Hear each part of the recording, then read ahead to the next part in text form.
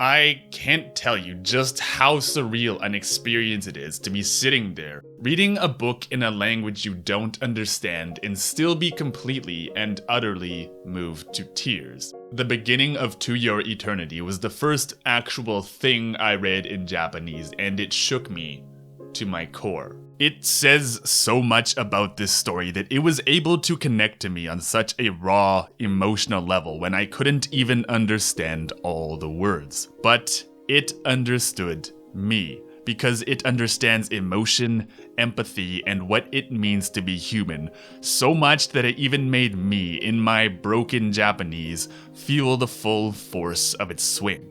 And that's because it, like many sad stories before it, is like ogres. Ogres have layers. Today, let's delve into what makes some of the most emotional, heart-wrenching anime out there tick by talking about layers.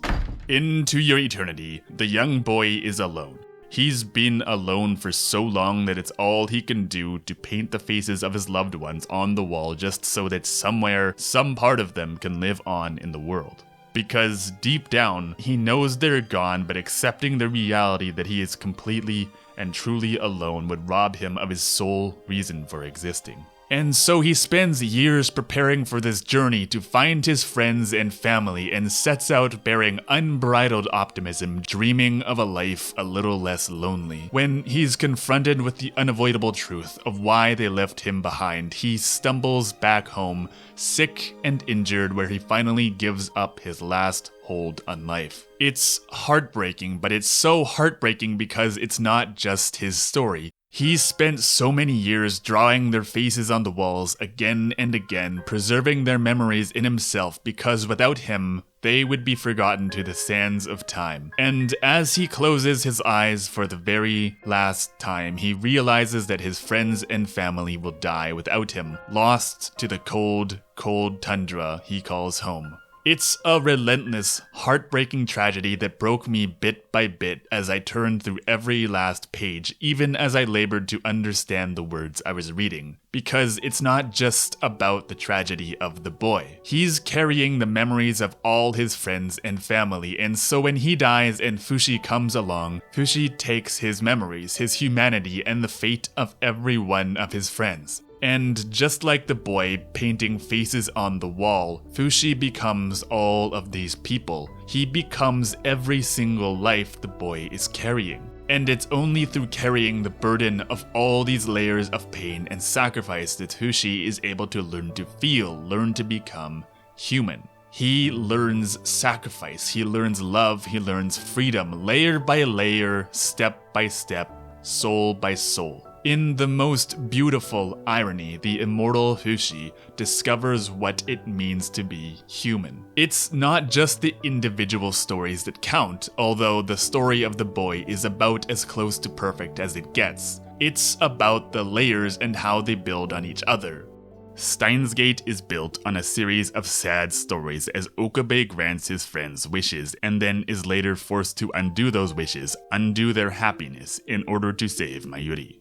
Layer by layer, it builds up Okabe as the center of this perfect tragedy. When Ferris realizes her life has been a lie and has to give up her father and return to the real world, it's heartbreaking. But what makes it so powerful is that she gives him up for Mayuri. And so when Okabe fights against the universe, he's not just taking on the burden of Mayuri's life, but Ferris's father's life as well. And Ruka's happiness, and Moeka and Susaha's lives, and Mr. Braun and his daughter's lives, and especially Kurisu's life. And he isn't as smart or as strong as he wishes he could be, so he has to rely on Kurisu, who is always there for him. And because she can't remember each new world line, as his journey grows, she has to help him a little more every time. And little by little, as his humanity gets eroded and he has to rely on her more and more, he falls further and further in love with her. And he's so caught up in his little war with the universe that he forgets that the light at the end of this dark tunnel is Kurisu's death. Even Okabe's salvation brings despair, and it's a tragedy that ends with him sacrificing the woman he loves, the only woman who he could ever love, for this sweet, innocent little girl. If the story ended there, it would have been perfect. Okabe realizes the hubris of challenging fate and returns to a life no different than it was a mere few weeks before, only with the heartbreak of losing a love so true that it might never, ever leave him. But then the rug gets pulled out from under us and adds one more layer to this tragedy and somehow turns it into the greatest, most triumphant and optimistic ending ever written. Okabe was fighting against the universe, but his obstacle was himself as he tried over and over, again and again, to win the battle against the universe. He was fighting against the universe, but his own determination, his refusal to give up, was the very thing driving him into the void, and only by giving in to fate could he finally find salvation. But then his future self comes in and tells him that he was fighting the wrong battle, and the story becomes its exact opposite in its last triumphant hurrah. In order to save Kurisu, Okabe was fighting against himself to overcome the universe, when he should have been fighting against the universe to overcome himself. Okabe gives up Kurisu when he realizes the hubris of the idea that he, a mortal man, could change fate. But the ironic twist is that the universe, in this one brief moment, literally revolves around him. It's this final, subversive, and introspective layer that makes the ending of Steins Gate so damn epic. Let's break this down one more time. Okabe uses the time machine to grant his friends wishes, grant them happiness. Everyone sacrifices that happiness for Mayuri. Mayuri's fate is on Okabe's shoulders. Okabe's fate depends on Kurisu. Kurisu's fate lies across world lines and past the Steins Gate, and Okabe's route to Steins Gate is through none other than himself. Sure, it's a grandiose, epic narrative, but it never forgets that the human heart is a deeply personal thing, and at every layer of Okabe's tragedy lies Okabe himself. Steins Gate is a story of layers. It's not just loss, it's not just sacrifice, it's not just sadness, because a human life is not just a light waiting to go out. It's a complex web of connections and relationships and emotions and sadness and triumph and so many things. And so a lot of stories, a lot of anime, just try to take sadness at face value, and that's okay for us, for real life, because we are human. But a story is not. A story can't possibly represent a full lifetime of experiences. So the best, the most real stories need to address this humanity. They need to have layers. In order to show emotion, in order to show humanity, you need to understand that we aren't mere individuals. For better or for worse, we are connected by feelings, by love, across our life, across the world, and across space and time and the furthest reaches of the universe. The reason why I make these videos, the reason why I spend so much time thinking about anime is because every time I do, I find something surprising, something new to appreciate about my favorite anime. And the reason I'm telling you this right now is because I only realized while writing this essay that this is exactly what I love about literally my other two favorite anime. This is the theme of Violet Evergarden and Kimi no Na wa. 糸をつなげることも結び、人をつなげることも結び、時間が流れることも結び。Violet Evergarden, like Steins Gate, is built on a series of sad stories, but it's not the individual stories that count, although even more than the story with the boy, that one about the girl made me cry for a fucking month afterwards just thinking about it. It's about Violet's journey and her struggle to understand the meaning of the words, I love you. And it's only through understanding others, by literally connecting other people through the letters that she writes, can she finally look inwards and find herself. Her first letter for Luculia is something only she could have written. Violet, a cold, expressionless doll, is able to realize the truth of Catalea's words that there are two sides to human language. She, who can only take words at their face value, instead manages to flip her perceptions and take Luculia's words at only their unspoken value. It's only by stopping and thinking about what really means the most to her that she's able to arrive at the purest, simplest, most fundamentally literal truth, and the only thing that Luculia couldn't say to her brother, the only thing she ever needed to say. I'm glad you're here with me.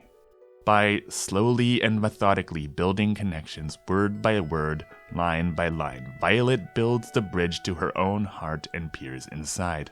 And the part that stuck with me the most is the moment when she finally gets a glimpse of that feeling she'd been pursuing for so long. After all the letters she wrote, after all the words she carried, after all the beautiful poetry she gave to the world, she opens her heart and finds silence.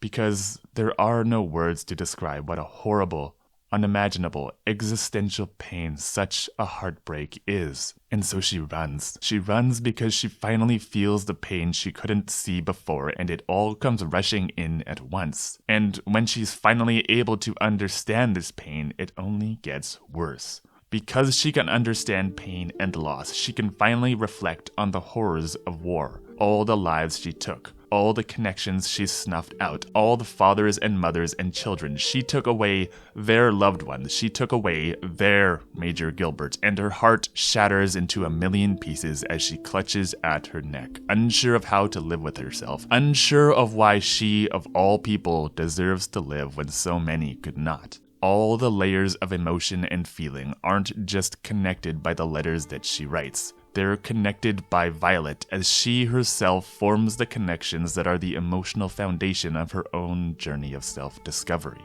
Each story connects to her, who connects to so many unspoken stories that connect back to her again. It's layer upon layer upon layer of emotions and connections. Because, like us, like our minds, like our memories, like our hearts, human beings are made of connections. Taki and Mitsuha in Kimi no Na wa are connected, but it's not just fate that connects them. By switching places day in and day out, their lives become entangled through more than just fate, more than just tradition and history, and more than just life. Fate drew them together, but it's the complex web of all these things together that binds them and makes them fall in love. And so even when fate has had its way, when the magic is gone and the memories have disappeared along with the spell that was drawing them together, they can't help but feel like something is missing. Because they're still bound, but not by magic, not by fate, but by love, the strongest tie of them all. And love draws them together once again as they frantically search the streets of Tokyo for a glimpse of the one thing their heart yearns for, that ever-elusive missing piece of each of their lives. When Okabe reaches Steins Gate, a world line away from the Kurisu he knew, the Kurisu he loved, he sets out to search for her by wandering around the streets of Akihabara. And what he finds is that she was searching for him too. Because love is a force stronger than the universe. We humans aren't just ships passing in the night. We are connected, but that's something that connects us. Love, it's more than just a feeling. It's more than just who we are. It's how we are. And it's why, like Taki and Mitsuha, like Okabe and Kurisu, no matter where, no matter when, no matter how far apart we are, we will always be bound by love. Because love isn't something you can see or touch or smell or taste. Love is something you feel, reaching across world lines, reaching across time and space to wherever in the universe love can be felt. And I love you, friends. This is my third video on the themes of Steins Gate, and I feel like every time we're getting closer and closer to the heart of the story, and eventually it's gonna end up with us writing our own Steins Gate or something. If you like this video, you'll like those too, so please have a look. Anyway, thank you so much for your time, friends, and I will see you in the next video.